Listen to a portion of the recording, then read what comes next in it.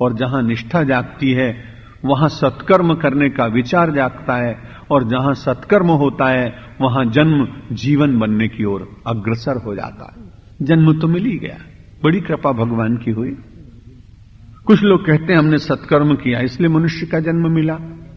शास्त्र का एक विचार इसका समर्थन भी करता है, लेकिन गोस्वामी तुलसीदास जी महाराज बड़े शरणापन्न भक्त हैं भगवान के, इसलिए वो ऐसा मानते हैं कि मानव का तन परमात्मा की कृपा से मिलता।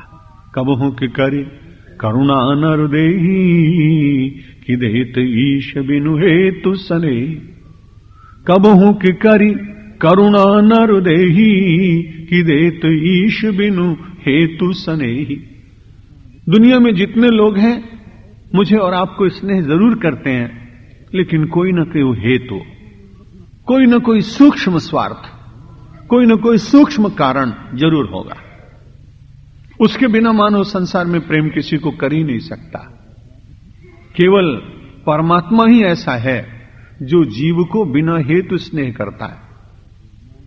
हम सब लोग तो भगवान का इसलिए स्मरण करते हैं कि उसकी महिमा सुनते आए सदियों से, लेकिन परमात्मा मानव को क्यों स्नेह करता है, यह भी बड़ी विचित्र बात। क्योंकि हम उसको क्या दे सकेंगे जो जगत का पालनहार हो और जिसकी इच्छा मात्र से सृष्टि का निर्माण हुआ हो। यह बड़ी विचित्र बात है कि परमात्मा ने, ऐसा कहना तो नहीं चाहिए, भगवान के लिए कोई ऐसा कह सकता क्या, लेकिन भूल भगवान ने की। आप कहेंगे भगवान से भी भूल हुई क्या? भगवान से भूल तो नहीं हुई, पर विचारक कभी कभी सोचने का अधिकार तो रखता है। क्योंकि परमात्मा अकेला था, बहुत आनंद में था। जब मैंने उपनिषद पढ़ा तो मुझे मन में आया कि कभी भगवान प्रत्यक्ष मिले तो बड़ी नम्रता से उनसे कहें कि महाराज आपकी एक भूल का परिणाम है सारा संसार। अब उनकी भूल क्या हुई कि वो तो अकेले में बैठे थे। अब वो परमात्मा जब अकेला बैठा था, अकेले में बहुत आनंदित था, लेकिन आनंद की उस अवस्था में ही एक संकल्प स्फुरित हो गया, और परमात्मा के मन में एक संकल्प आया कि एको हम बहुश्याम, मैं अकेला हूं, मैं बहुत हो जाऊं। भाई आपने तो संकल्प किया, आप बहुत हो गए, लेकिन बहुत होने के बाद जब मानव ने कर्म करना प्रारंभ किया तो कर्म से उत्पन्न होने वाले दोषों के कारण जन्म हुआ।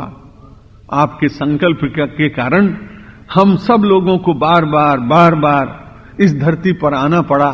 इसलिए यदि भगवान कभी मिले और भगवान हमको कुछ दोष देने लगे, तब तो मैं जरूर उनसे प्रार्थना करूंगा कि हम सब दोषी तो हैं, लेकिन भगवान जरा आप भी अपने ऊपर विचार करिए, हम तो आपको कुछ कह नहीं सकते, लेकिन ये परिणाम किसका? एको हम बहुश्याम, मैं अकेला हूं, मैं बहुत हो जाऊं, और संकल्पात जायते सृष्टि। और जैसे भगवान के मन में संकल्प जागा वैसे ही संपूर्ण सृष्टि का निर्माण हो गया।